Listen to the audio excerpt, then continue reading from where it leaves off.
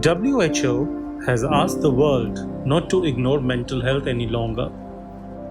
According to the World Health Organization, close to 450 million people are living with a mental health condition.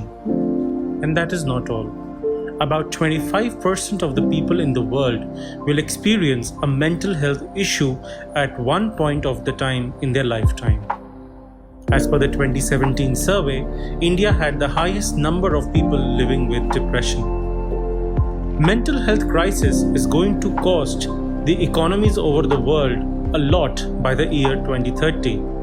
And this was the forecast done by the World Health Organization. So what are we basically looking at is a mental health crisis unfolding slowly but very surely.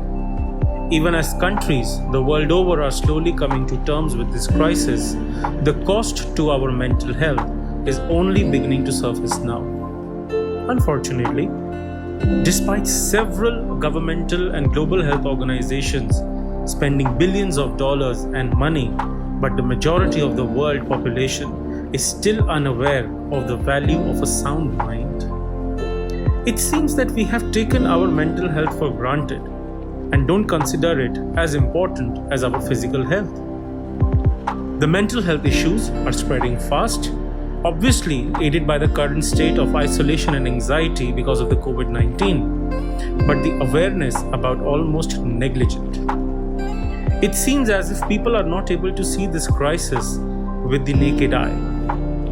And that is one of the reasons why suicide, anxiety, and other mental health issues are still on the rise and costing lives.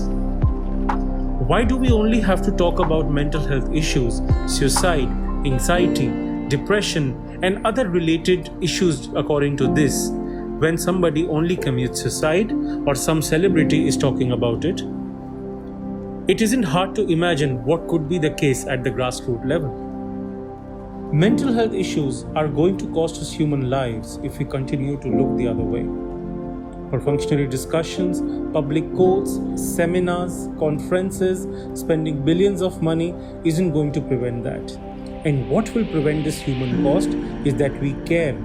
We talk more frankly about it to people around us in whatever capacity we can. Come out, reach out to people, express your thoughts, be non-judgmental, be a good listener are all the characteristics which will actually help us to curb the mental health issues.